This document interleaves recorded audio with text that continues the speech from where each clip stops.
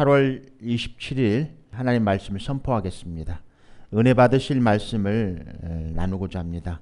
오늘 말씀은 잠언 11장 25절입니다. 우리 다 함께 일어나셔서 크게 우리 같이 합독하시겠습니다. 잠언 11장 25절. 남을 윤택하게 하는 자는 자기도 윤택하여지리라.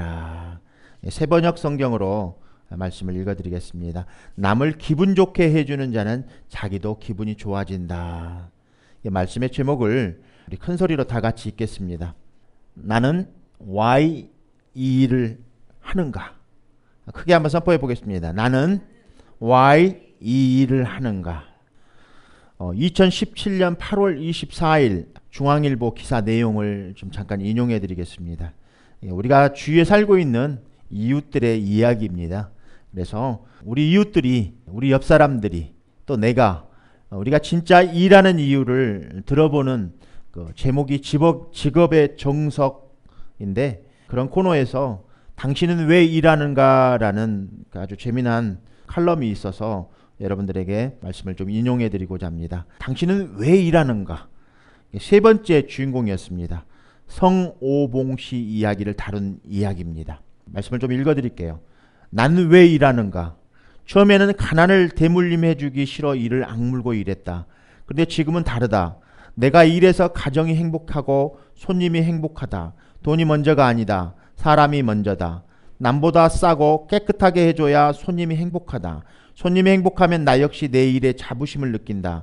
나는 구두닦이이다. 하지만 대한민국 최고 구두닦이라고 생각한다. 일하기 싫다고 생각한 적은 단 한순간도 없었다. 다 떨어지고 갈라진 신발을 새 신발처럼 바꿔놓으면 짜릿하다. 손님과 약속을 지켰으니까. 나는 꿈도 있다. 나이가 조금 더 들면 소외 계층에게 내 기술을 전수해 자립을 돕고 싶다. 구두 닦는 것은 이론으로는 안 되는 것이라 직접 가르쳐줘야 한다. 우리 부부는 지금도 하루에 300켤레의 신발을 닦고 있다. 나는 구두 닦기이다. 예술 작품을 만드는 구두 닦기. 나는 대한민국 최고 구두 닦기 성오봉입니다. 라는 칼럼이었는데, 당신은 왜 일하는가? 이 구두 닦기 성오봉 씨는 너무 집안이 가난해서 집을 도망 나와 서울에 도착해서 첫 번째 도착했는데 만난 사람이 구두 닦기 할아버지였습니다. 그 밑에서 모진 매를 맞으면서 이 구두 닦는 일을 배워 지금은 이렇듯 정말 목적이 뚜렷한 내가 왜 구두를 닦고 있으며 이것은 남의 윤택하게 하기 위해서 라고 이야기하면서 나는 왜 일을 하는가? 이 칼럼에 참 이 말씀이 저에게 말씀이 와닿았는데, 손님이 행복하면 내가 더 행복하다는 이 말 한마디. 나는 누구인가? 나는 구두 닦기 성오봉이다. 나는 앞으로 꿈이 있다. 소외 계층에게 내 기술을 전수해 자립을 돕고 싶다. 나는 누구입니까? 본래 나는 누구인가? 우리는 본질상 진노의 자녀였습니다. Why? 왜? 이유는 간단합니다. 우리가 하나님을 배반하고 하나님을 배신했기 때문입니다. 결과는 하나님과 우리는 단절되었죠. 그래서 영적으로 우리가 죽어 있는 것입니다. 따라서 우리들의 마음이 강팍해져 있는 것들은 다 하나님을 배반하고 배신하고 하나님과 단절되어 있기 때문에 우리 마음이 강팍하고 또 단단하고 그러지 않는가 싶습니다. 그래서 이 땅에 살아가는 방법이 이기적으로 살아가지 않는가 싶습니다. 이건 평생 동안 마귀에게 속고 산 인생입니다. 마귀들은 우리들에게 거짓을 심어줍니다. 두 번째, 거짓 사랑도 심어줍니다. 또 세 번째, 거짓 믿음도 심어주며 거짓 소망도 심어줍니다. 이렇듯 배반과 배신 속에 이것이 행복의 열쇠라고 믿고 살지만 결국 알고 보면 이런 거짓된 신들에게 속아서 일평생 동안 마귀 인생을 살아가며 거짓 행복의 끝을 향하여 나아가는 인생입니다. 마귀 인생의 목표 지점의 결말은 행복이라고 알고 살아왔지만 그 끝은 불행입니다. 나는 왜 일을 하는가? Why? 왜 일을 합니까? 잠언 11장 25절은 남을 윤택하게 하는 것, 남을 기분 좋게 하는 것, 남을 행복하게 해주는 것, 또 남의 생명을 살리는 것, 남을 도와주는 것들, 이런 것들은 성경의 답은 간단해요. 내가 윤택하기 위해서. 남을 윤택하게 하는 것은 내가 윤택해진다는 거예요. 남을 기분 좋게 해주는 것은 내가 기분 좋아진다는 거예요. 남의 생명을 살리는 것은 내 생명이 산다는 거예요. 다른 사람들의 질병을 낫게 해주는 것은 내가 질병이 낫는다는 것입니다. 남의 고통을 덜어주는 것은 내 고통이 덜어진다는 것입니다. 이렇듯 Why라는 질문의 대답은 나를 위해서라는 것입니다. 그렇다면 나는 누구입니까? 나는 누구인가? 나는 어떻게 살 것인가? 나는 어떻게 죽을 것인가? 이 세 가지의 질문은 Why라는 질문의 대답 속에 들어있는 아주 중요한 질문들이지 않는가 싶습니다. 이 세 가지 Why, 내가 왜 이 일을 하는가? 그렇다면 나는 누구입니까? 나는 그러면 어떻게 살아야 됩니까? 그럼 나는 어떻게 죽어야 합니까? 이러한 세 가지 질문은 모든 사람들에게 또 동일한 같은 질문이지만 또 다른 대답을 듣게 됩니다. 첫 번째, 내가 윤택해야, 기분 좋아야, 또 행복해야 다른 사람을 윤택하게, 또 기분 좋게, 행복하게 할 수 있다는 말입니다. 두 번째는 다른 사람을 윤택하게 하고 기분 좋게 하고 행복하게 할 때 내가 윤택하고 기분 좋고 행복해질 수 있다는 말입니다. 나는 누구입니까? 나는 그리스도인입니까? 비그리스도인입니까? 그렇다면 그리스도인이라면 확실한 증거를 가지고 있어야 됩니다. 우리 옆 사람들에게 한번 질문해 봅니다. 당신은 그리스도인입니까? 라고 한번 질문해 봅니다. 당신은 그리스도인입니까? 네. 그렇다면 당신에게 그리스도인한 증거를 제게 보여주십시오 라고 한번 질문해 보시기 바랍니다. 여러분들 각자에게 또 이런 질문이 필요하지 않을까 싶습니다. 나는 그리스도인입니까? 그렇다면 나에게 그리스도인이라는 증거가 가지고 있습니까? 라는 질문을 내 스스로 한번 던져보아야 되지 않을까 싶습니다. 말씀을 듣고 있는 우리 주양교 성도 여러분들, 그리스도인이라는 확실한 증거를 여러분들 가지고 있습니까? 그렇다면 어떻게 살 것인가라는 대답에 명확한 사람들입니다. 내가 그리스도인이라는 확실한 증거를 가지고 있다면 내가 어떻게 살아야 된다는 명확한 사람들인 것입니다. How to live? 어떻게 살 것인가? 나는 누구입니까? 나는 비행기를 만드는 사람입니다. 나는 어떻게 살아가야 됩니까? 그러면 비행기를 잘 만드는 사람으로 살아가야 되지 않겠습니까? 그런데 이 비행기가 다른 사람들을 유익하게 해준다는 것입니다. 그런 사람이 1900년도 이 미국 땅에 존재해 있었습니다. 모든 사람들의 열망, 하늘을 날고 싶은 그런 열망을 다 가지고 있었습니다. 그런 꿈들을 다 가지고는 있었지만 그를 실현에 옮긴 사람이 바로 라이트 브라더, 라이트 형제의 이야기입니다. 그런데 이 라이트 형제의 이야기를 우리가 들어보면은 그 동일한 시대에 세뮤얼 피어폰 랭리라는 사람이 있었습니다.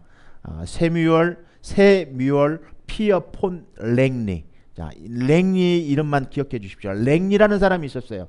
라이트 형제와 동일한 시대에 랭리라는 사람이 있었는데 이 랭리에 대해서는 여러분들 들어보신 적이 있습니까? 라이트 형제는 들어보셨죠? 비행기를 만드는 라이트 형제는 들어보셨을 겁니다. 랭리라는 이름의 이 사람이 있었는데 이는 유명한 사람이었습니다. 그는 하버드의 교수였습니다. 그는 천문학자였습니다. 그는 물리학자였습니다. 아주 유명했습니다. 유명세, 스포트라이트를 받았습니다. 좋은 학교, 좋은 배경, 아주 사람들의 스포트라이트를 받고 있었는데 그는 미 국방부로부터 그 당시 5만 불을 지원받습니다. 그래서 비행기 만드는 프로젝트 일을 실행에 옮깁니다. 그래서 뉴욕타임즈에서 그를 아주 큰 일면에 랭리에 대한 기사를 실었습니다. 많은 사람들의 관심을 받게 되었습니다. 유명한 사람이니까, 하버드 교수였으니까. 그리고 1903년 12월 17일 오하이오주 최초의 동력 비행기가 개발되었는데 그 주인공은 이 세뮤얼 피어폰 랭리가 아닌 라이트 형제였습니다.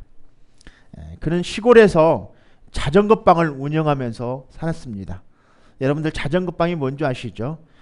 요즘으로는 자전거를 만드는 것이죠. 고쳐주는 곳입니다. 자전거는 이제 공장에서 만들어져서 자전거 방에서 자전거를 고쳐주는 일입니다. 요즘으로 말하면 카센터 뭐 이 정도. 그 당시에는 자전거가 자동차였으니까 아마 자전거 방을 운영하는 아주 가난한 사람이었습니다. 시골에서 경제적인 지원도 없었어요. 또 고위직과 연결성도 없었습니다. 대학 문턱도 이들은 들어가지 않았습니다.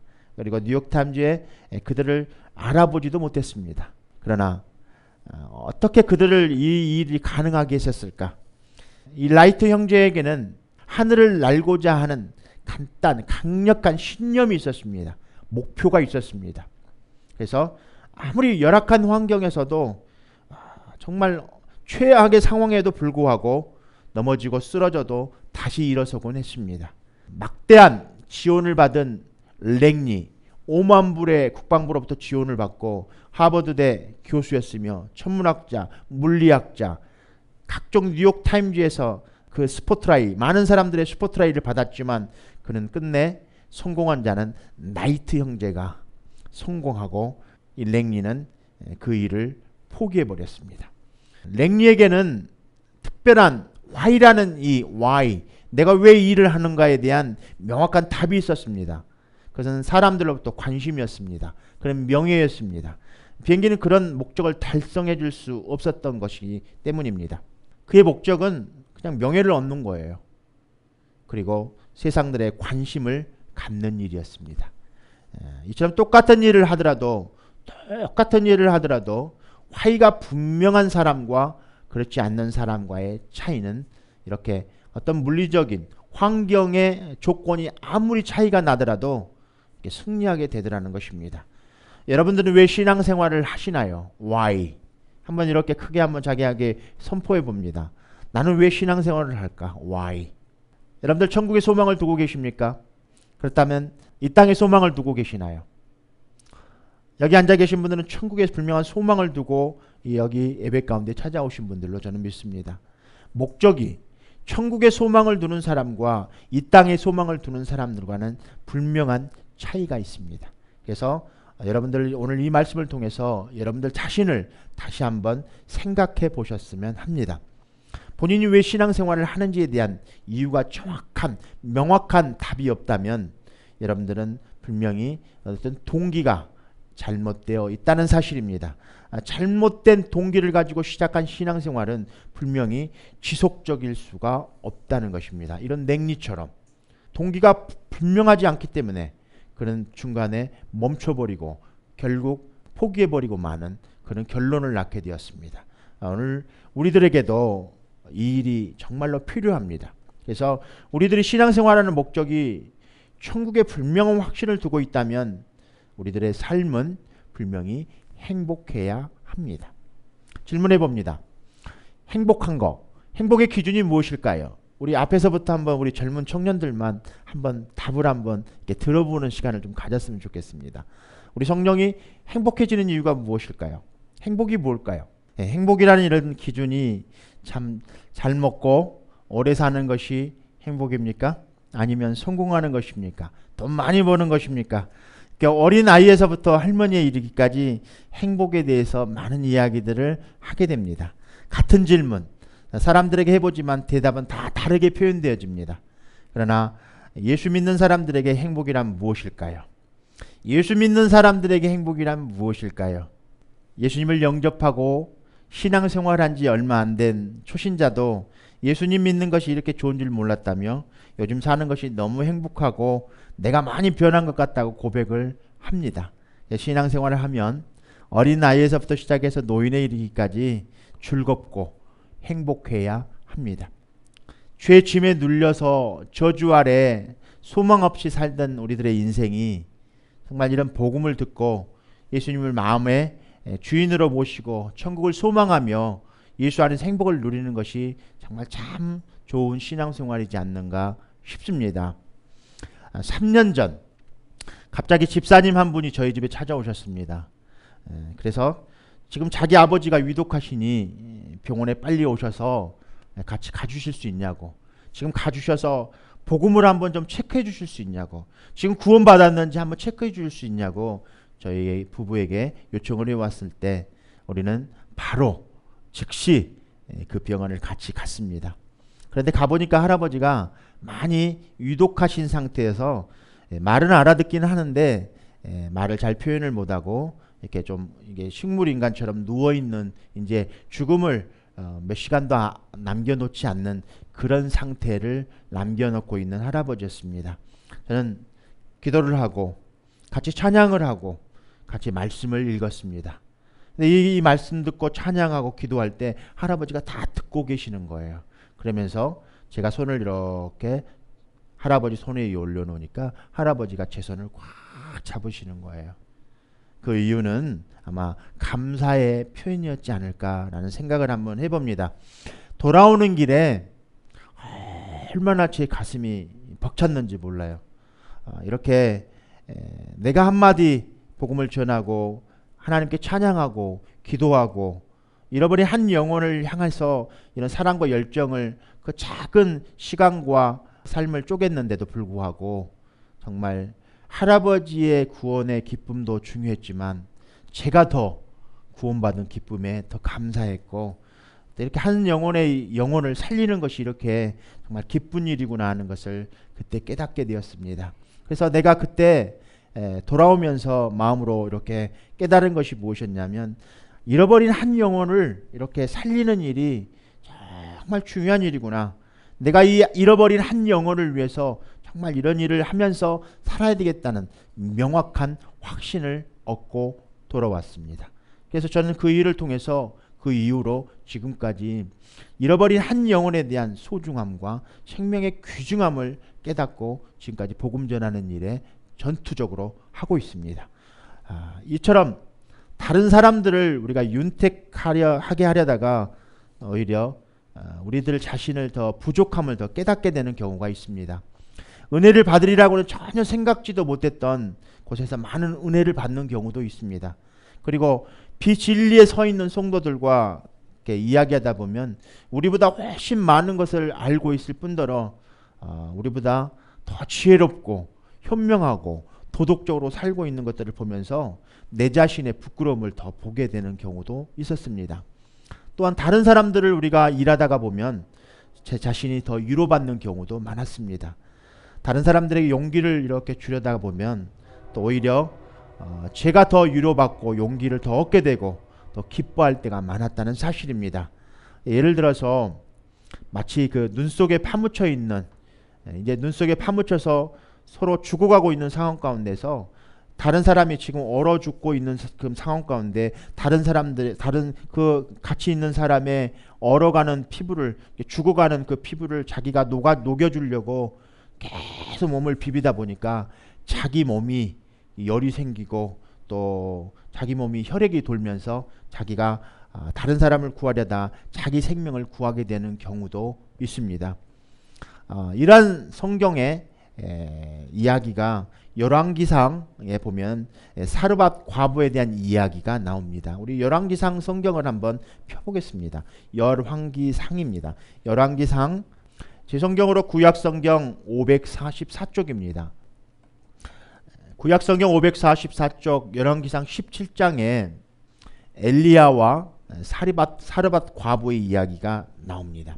그런데 저는 이 성경 이 열왕기상 17장에서 이 사르밧 과부가 처한 상황을 이렇게 눈여겨보게 되었습니다. 사르밧 과부가 처한 상황, 그 상황은 12절부터 말씀을 이렇게 보기 전에 9절 말씀을 좀 잠깐 보도록 하겠습니다. 열왕기상 17장 9절 말씀을 보니까 8절부터 읽겠습니다. 여호와의 말씀이 엘리야에게 임하여 가라사대 너는 일어나 시돈에 속한 사르밧으로 가서 거기 유하라. 내가 그곳 과부에게 명하여 너를 공궤하게 하였느니라. 공궤하게라는 말은 정성을 다해 음식을 대접함을 뜻합니다. 음식을 주도록이라고 번역되어 있습니다. 공동 번역 성경은. 엘리야는 선지자였습니다. 사르밧에 갔더니 과부에게 하나님께서 너에게 음식을 대접할 수 있도록 하여 주겠다라는 말씀입니다. 그런데 이 과부가 처한 상황이 어떠했는가를 우리 12절부터 말씀을 보겠습니다. 12절입니다. 그가 가지러 갈 때 엘리야가 그를 불러 이르되 청하건대 내 손에 떡 한 조각을 내게로 가져오라. 이제 엘리야가 과부에게 떡 한 조각을 가져오라 라고 말합니다. 이때 과부는 기가 막힌 대답을 합니다. 그가 이르되 당신의 하나님 여호와께서 살아계심을 두고 맹세하노니 나는 떡이 없고 다만 통에 가루 한 움큼과 병에 기름 조금뿐이라. 내가 나뭇가지 돌을 주워다가 나와 내 아들을 위하여 음식을 만들어 먹고 그 후에는 죽으리라. 마지막 떡을 만들어 먹고 죽으려고 하는 절망 중에 있는 사람이었습니다. 먹을 음식이 그것이 전부였어요. 그거 먹고 죽으려고 이제 하고 있는 상황 가운데 있었던 겁니다. 그런데 엘리야는 이 말을 듣고 뭐라고 하냐면, 여러분 같으면 뭐라고 하겠습니까? 여러분 같으면 뭐라고 하겠습니까? 그는 하나님 말씀을 전합니다. 엘리야가 그에게 이르되 두려워하지 말고 14절입니다. 가서 내 말대로 하려니와 먼저 그것으로 나를 위하여 작은 떡 한 개를 만들어 내게로 가져오고 그 후에 너와 내 아들을 위하여 만들라. 이스라엘 하나님 여호와의 말씀이 나 여호와가 비를 지면에 내리는 날까지 그 통의 가루가 떨어지지 아니하고 그 병의 기름이 없어지지 아니하리라 하셨느니라. 마지막 남은 가루와 기름으로 떡을 만들어 먹고 죽으려는 사람에게 나를 위하여 작은 떡 한 개를 먼저 가져오라는 것입니다. 그런데 그날부터 식량의 부족을 전혀 모르고 살게 되었습니다. 가지고 있는 전 재산을 다른 사람에게 주었더니 하나님께서 후히 누르고 흔들어서 차고 넘치도록 주셨다는 말씀입니다. 사르밧 과부는 믿음으로 자기가 남은 전 재산을 다 엘리야에게 주었습니다. 하나님에 대한 믿음이 생겼습니다. 오늘 말씀을 듣고 있는 우리 주양교회 사랑하는 여러분들, 구원받은 자의 삶의 증거는 말씀을 지키는 것이라 라고 말씀드렸습니다. 말씀을 지키는 것인데 구체적으로 무엇에 대한 말씀을 지키는 것인가? 성경은 세상과 반대의 말씀을 하고 있었습니다. 세상의 방법은 나의 유익을 얻기 위해서 남을 사랑하고 봉사하고 내가 가지고 있는 것의 일부를 다른 사람과 나눕니다. 내가 다 쓸 것 쓰고 남을 것 다 남을 것 남겨서 이제 조금 쓰다가 다 남은 다 쓸 것 쓰고 나의 배를 채우고 나의 자녀들의 배를 채우고 쓸 것을 다 쓰고 그것도 남은 것들 중에서 필요 없는 것들을 이웃과 조금씩 나눈다는 말입니다. 여러분, 예수님은 이 땅에 오셔서 어떠한 삶을 사셨을까요? 예수님 죄가 없으신 분인데도 불구하고 세상에 오셨습니다. 어떻게 이 땅에 오셨습니까? 육신을 입고 이 땅에 오셨어요. 낮은 자로 천한 곳에 정말 몸둘 곳 없는, 머리둘 곳 없는, 집 한 채 자기 정말 몸 하나 거둘 곳 없는 그런 곳에 이 땅에 오셔서 정말 우리들을 위해서 십자가에서 죽어주시고 말할 수 없는 정말 수모와 고통과 그런 어려움을 당하시고 그런 죽음으로써 우리들을 위해서 우리들의 죄를 대신하셨습니다.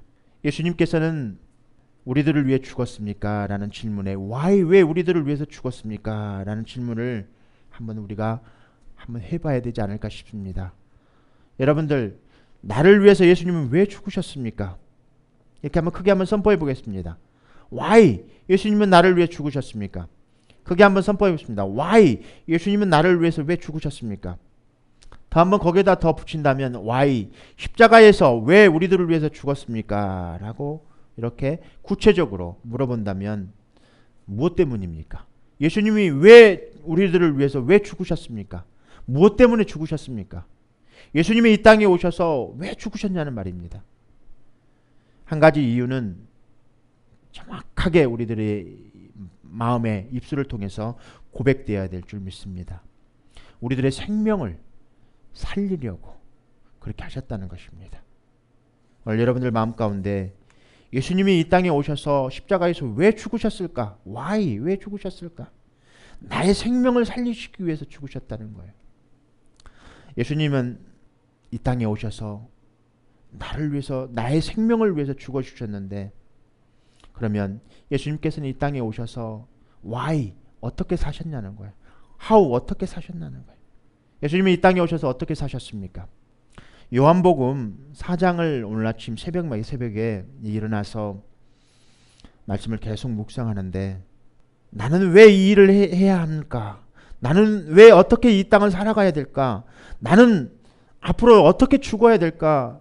라는 말씀을 계속 묵상하면서 사르밧 과부의 처한 상황들을 이렇게 하나님께서 보여주시면서 예수님께서 이 땅에 어떻게 사셨을까 계속 말씀을 묵상하는데, 요한복음 말씀을 갑자기 오늘 아침 말씀에 이렇게 주셨어요. 요한복음 4장 34절을 한번 찾아보겠습니다.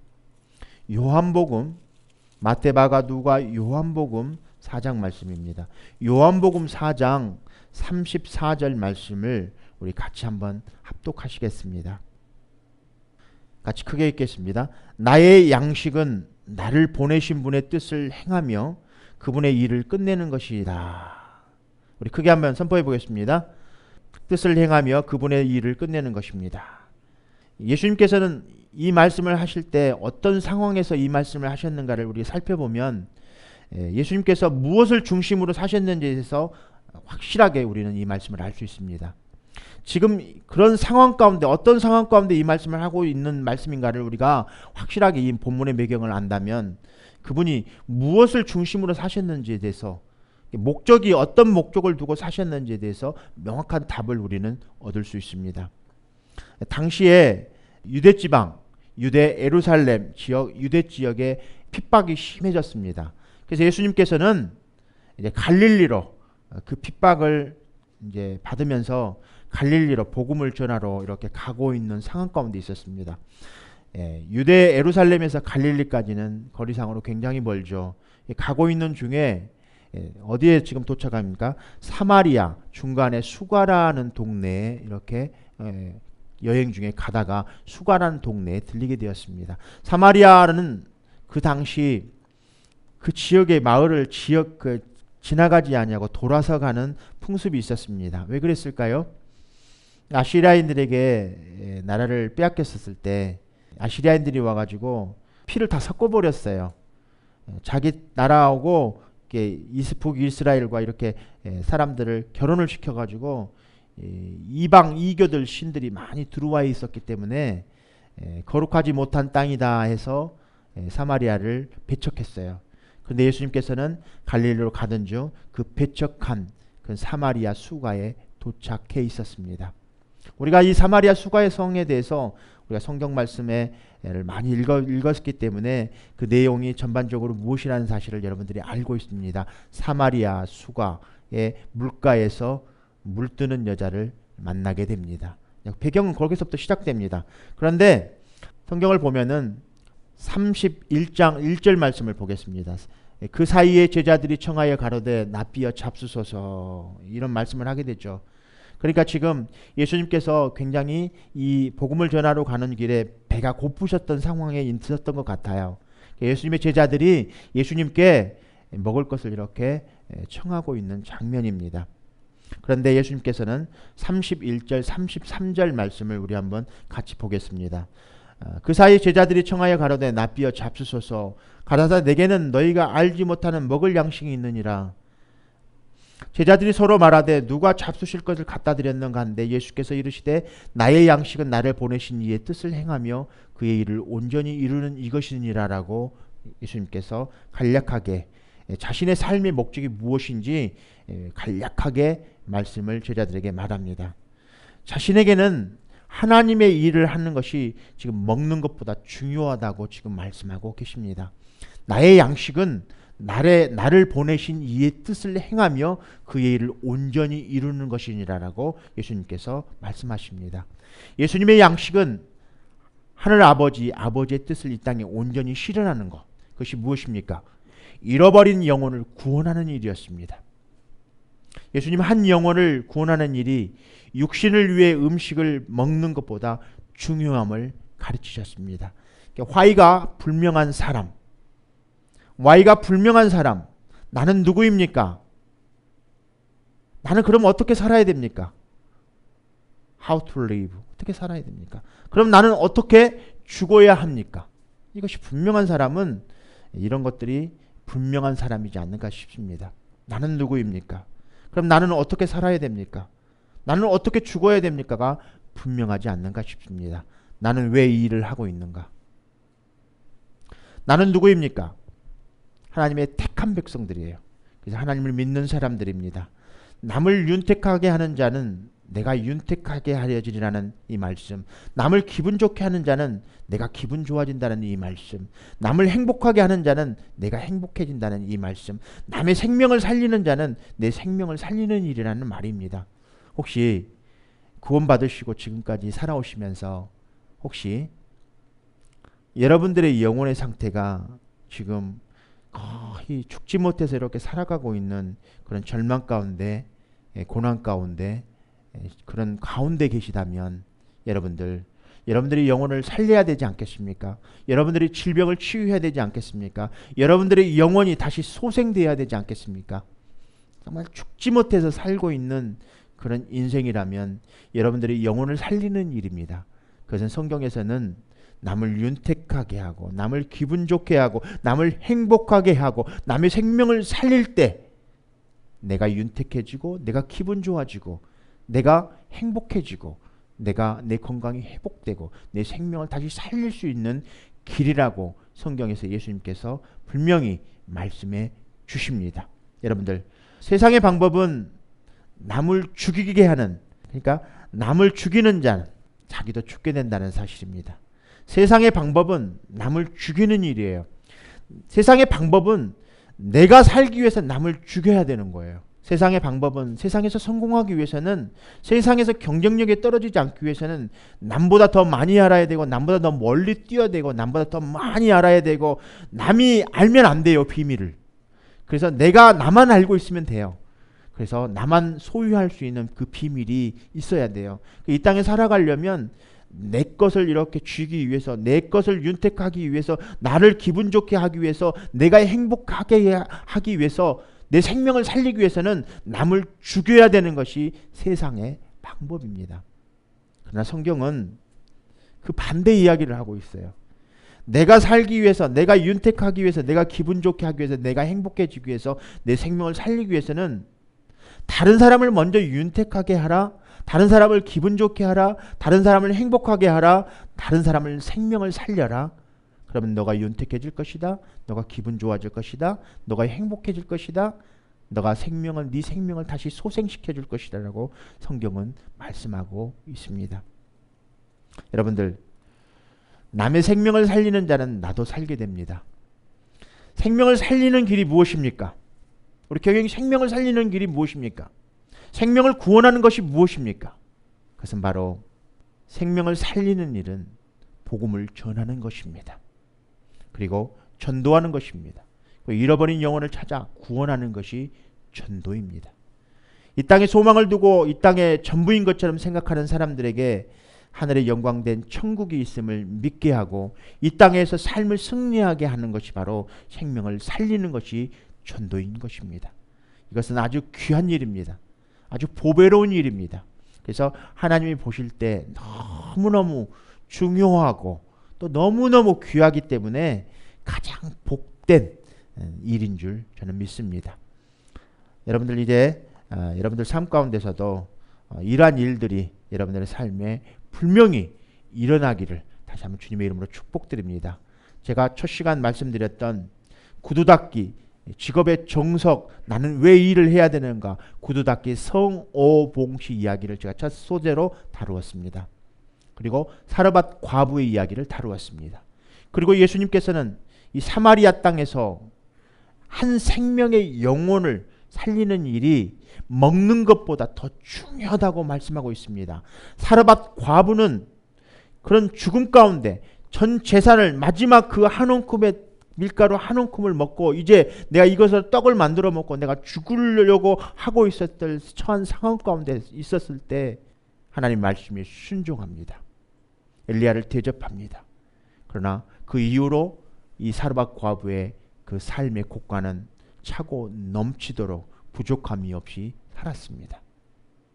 우리는 이 믿음을 통해서 오늘 우리들에게도 Y라는 이 제목에 나는 왜 이 일을 해야 하는가, 여러분들 마음판에서 내가 왜 이 일을 해야 하는가에 대한 명확한 답은 우리 라이트 형제가 그런 목적과 신념을 가지고 살았던 것처럼 여러분들에게도 그런 목적이 분명히 이제 여러분들에게 주어져야 되지 않을까 싶습니다. 어린아이에서부터 시작해서 나이가 많은 사람에 이르기까지, 할머니 할아버지에 이르기까지 행복해지는 것은 다 유일한 모든 사람들의 염원이지 않는가 싶습니다. 성경에서는 같은 말을 동일하게 많은 사람들에게 같은 말의 진리를 선포하지만 많은 사람들은 이걸 받아들이는 것은 각각 다르게 다 받아들이고 또한 다르게 삶을 살아갑니다. 왜 그럴까 한번 생각을 해봤습니다. 진리가 명확하지 않기 때문에 그렇습니다. 진리를 명확하게 만나지 못했기 때문에 그렇습니다. 진리를 명확하게 깨닫지 못했기 때문에 그렇습니다. 오늘 여러분들에게 그 진리가 바로 예수 그리스도 한 분이심을 여러분들 믿고 여러분들이 선포하고 천국에 소망을 두는 그런 귀한 하나님의 자녀들이 되시기를 다시 한번 주님의 이름으로 축복드립니다. 이제 말씀을 조금씩 맺어가 보면서 왜 내가 이 일을 해야 합니까? 이 위대한 교훈입니다. 얻으려면 주어야 한다는 교훈을 우리는 배웁니다. 쌓으려면 흩어줘야 하고, 행복해지려면 먼저 다른 사람들을 행복하게 해줘야 되며, 영적으로 내가 활기차려면 다른 사람들을 영적으로 활기차게 해줬을 때 영적으로 내 유익을 얻는다. 그래서 여러분들의 삶 가운데 이 큰 교훈을 내가 왜 이 일을 하는가, 구원받은 자는 구원받은 자의 삶으로서 생명을 먼저 얻은 자의 삶으로서 여러분들의 그 생명이 끊어지지 아니하고 정말 풍성한 생명을 누릴 수 있으려면 먼저 여러분들이 다른 사람들의 생명을 먼저 살려야 된다는 말씀입니다. 여러분들 삶에 윤택해지는 것이 바로 하나님이 원하시는 여러분들의 하나님의 소망입니다. 하늘나라에서 하나님이 여러분들을 소망하시는 이유가 뭐냐면 여러분들이 행복하게 이 땅을 살아가는 일입니다. 신앙생활이라는 게 그런 것 같아요. 참 신앙생활을 사람들이 참 어렵게 생각하는데 정말 저는 신앙생활에 이 복음을 들었을 때 누구에게나 모든 이에게나 이 복음을 들으면 믿음이 생겨나고 힘이 나고 또 기쁘고 즐겁고 이런 것들 감사가 넘쳐나고 이것이 복음이지 않는가 싶습니다. 다른 그 어떤 것보다도 남을 윤택하게 함으로 내가 윤택해지는 이 말씀 속에서, 오늘 잠언 말씀 속에서 정말 다른 사람들의 영혼을 생명을 살리는 일이 내 생명을 살리는 일이라면 저는 그 일을 온 인생의 목표를 두고 그 일을 하며 살아가야 될까라는 생각을 한번 가져보게 됩니다. 여러분들도 정말 인생에서 무엇이 중요합니까? 정말 여러분들의 인생 가운데 정말 생명만큼 더 중요한 것은 저는 없으리라고 봅니다. 생명을 살리는 것, 이것은 복음밖에 없습니다. 전도밖에 없습니다. 한 생명에 구원하는 것은 그 한 사람을 살리는 것뿐만 아니라 그 가정을 살리는 것입니다. 한 사람을 살리는 것은 그 학교를 살리는 것입니다. 한 사람의 영혼을 살리는 것은 그 직장, 그가 몸담고 있는 그 직장을 다 살리는 것입니다. 여러분들, 이제 그 일을 위해서 여러분들은 하나님께서 여러분들을 부르신 것입니다. 여러분들을 윤택하게 하기 위해서 여러분들께서 하나님께서 이렇게 명령하셨습니다. 다른 사람들을 윤택하게 하라. 너가 기분 좋아지려면 다른 사람들을 기분 좋게 해줘라. 다른 사람들, 너가 너의 생명을 살리고 싶으시면 너의 다른 사람들의 생명을 살려라. 이것이 바로 우리가 이 땅에서 해야 되는, 생명을 살리는 것이 바로 나의 생명을 살리는 것이라는 이 사실 앞에 우리 하나님께 영광의 박수를 올려드리고자 합니다. 우리 주님께 영광의 박수 올려드립니다. 한 주간 이 말씀이 여러분들의 삶 가운데 마음판에 새겨주셔서 여러분들의 굳은 마음이 다 녹아져서 내가 왜 이 일을 해야 되는가 명확한 답을 얻으셔서 그럼 나는 누구이고 나는 어떻게 살아가야 되고 나는 어떻게 죽을 것인가에 대한 이 대답의 세 가지가 여러분들 삶 가운데 명확해지셔서 여러분들의 삶이 정말 윤택해지기를 다시 한번 주님의 이름으로 축복합니다. 여러분들의 삶이 기분 좋아지시기를 다시 한번 주님의 이름으로 축복드립니다. 여러분들의 삶이 행복해지기를 다시 한번 주님의 이름으로 축복합니다.